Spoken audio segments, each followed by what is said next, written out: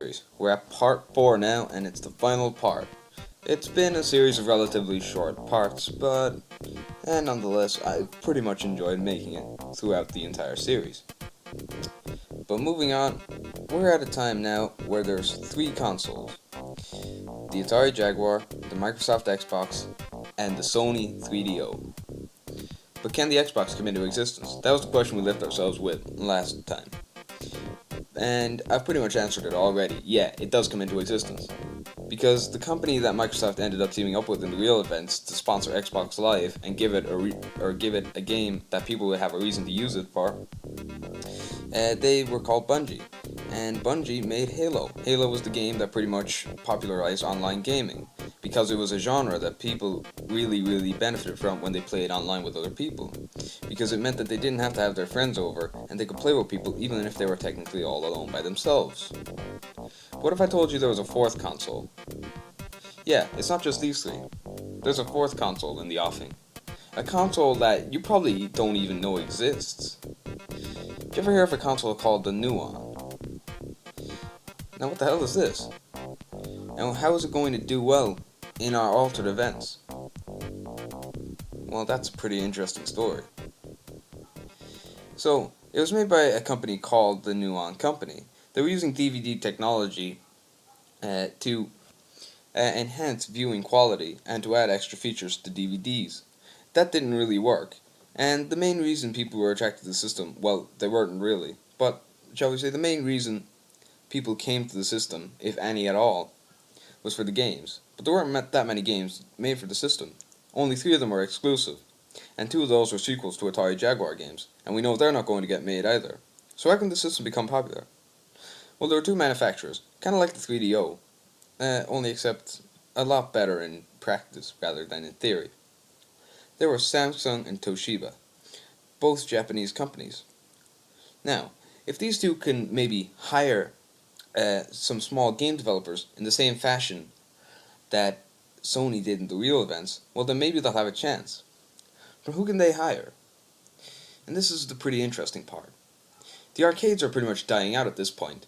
There's consoles like the Microsoft Xbox, which are bringing the arcade quality games to the home console for the very first time, and the very last time that the console will ever have to compete with the arcades. So, what companies are going to suffer from this? Well, Atari pretty much have their own console, and there's a lot of other companies too that are gonna just make consoles, or games for other consoles. Except 2. The 2 companies that I pretty much said wouldn't intervene. But here they are, Nintendo and SEGA. Now, why would I include them if the title of the series is What if Nintendo and SEGA never intervened? Well, technically it's not intervention. Because the video game crash has essentially sorted itself out by this point, it can't really be considered an intervention. And now we have a pretty good console. Because while the NES classics or the Sega Mega Drive classics that got made for the system aren't going to get released, games that came out for the Dreamcast and GameCube are going to get released, and those are some pretty damn good games. Now we have a 4-way race, and as you notice, the Jaguar and the 3DO have been updated slightly to newer models. But let's look at the games coming out for all of them. Yeah, it's a pretty mixed bag. For the Atari Jaguar you have Tempest, Bomberman, and Bloody Roar. They're all games that are pretty much classics from the 90s and will cling on to some older fans. The Xbox is for the newer audience, the hip and cool audience. It's time for Xbox now, motherfucker. If you want to be cool, you gotta get this system. Pretty much like Sega in the altered events. The Nuon just has good games. Although, I can't really say what it's supposed to be. Is it supposed to be a console for the cool, or a console for the family? Who knows? It's a good console anyway, because it has great games. Meanwhile, the 3DO is riding off reputation. People loved the first 3DO and they're going to love this one in the same way the PS2 became popular in the real events.